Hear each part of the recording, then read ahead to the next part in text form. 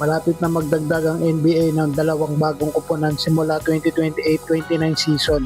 Ayon sa commissioner na si Adam Silver, seryoso na ang liga sa expansion at ang dalawang lungsod na pinakamalakas ng tsansa ay ang Seattle at Las Vegas.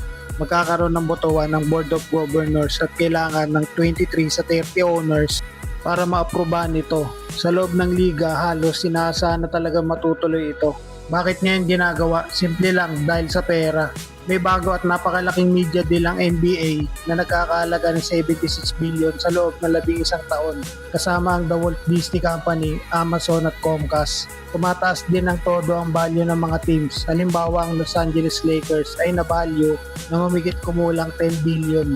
Kung magbabayad ng dalawang bagong franchise ng halimbawa 7 billion hanggang 10 billion bawat isa, ibig sabihin po pwedeng umabot sa 15 billion ng total expansion fees. Kapag hinati iyon sa 30 existing owners, bawat isa po pwedeng makatanggap ng nasa 500 million.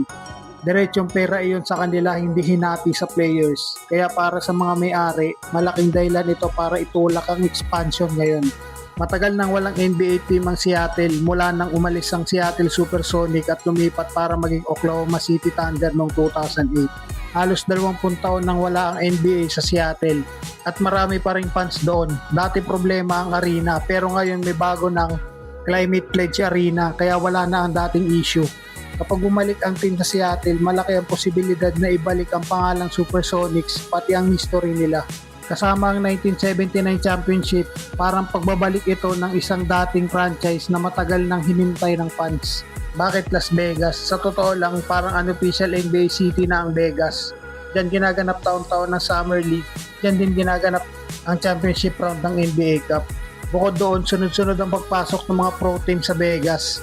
Andoon ang Las Vegas Raiders ng NFL, ang Vegas Golden Knights ng NHL, at ang Las Vegas Aces ng WNBA. Pati ang Oakland Athletics ng MLB ay lilipat din doon.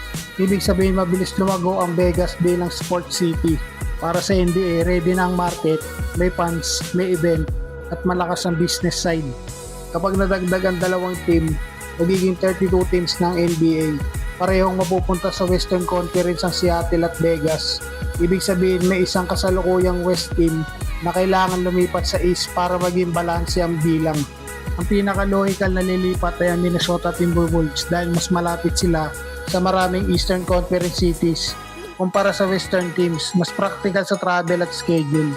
Pagdating sa expansion draft, magkakaroon ng special draft para makabuo ng roster ang dalawang bagong team. Base sa mga nakaraang expansion, bawat existing team pwedeng mag-protect ng hanggang 8 players. Lahat ng hindi protected pwedeng piliin ng bagong franchise. Isang player lang pwedeng kunin mula sa bawat team. Hindi rin agad magkakaroon ng number 1 overall pick ang expansion team sa unang taon nila. Sa mga nakaraang expansion, hindi pinayagan ng bagong team na makakuha agad ng first overall pick para maiwasan ng sobrang advantage.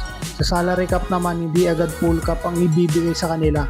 Halimbawa, kung nasa 183 million ang projected cap ng liga, pagdating sa 2028-29, mga 66% lang muna ang pwedeng gamitin ng expansion team sa unang 2 taon. Unti-unti nila makukuha ang full cap sa ikatlong taon, pero kailangan pa rin nilang maabot ng salary floor. Ibig sabihin may minimum spending sila na required.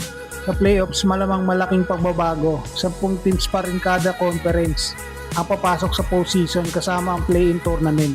Pero sa NBA Cup, posible magbago ang format dahil magiging 32 teams na. Pwede gawing 8 grupo na tiga-4 na teams katulad ng format ng World Cup para mas maayos ang scheduling at mas exciting ang knockout stage. Sa kabuuan, malaki ang epekto ng expansion. Dagdag na 30 roster spot agad para sa players, dagdag trabaho, dagdag oportunidad para sa mga owners, malaking pera ang papasok para sa fans, babalik ang NBA sa Seattle at magkakaroon ng permanenteng team ang Vegas. Hindi pa ito final habang wala pang official vote, pero sa loob ng liga, malakas ang paniniwala na mangyayari ito. Target na debut ng dalawang bagong teams sa season ng 2028-2029. Sa madaling salita, papalawak ang NBA, babalik ang Seattle, papasok ang Las Vegas, at magbabago ang itsura ng liga sa susunod na ilang taon.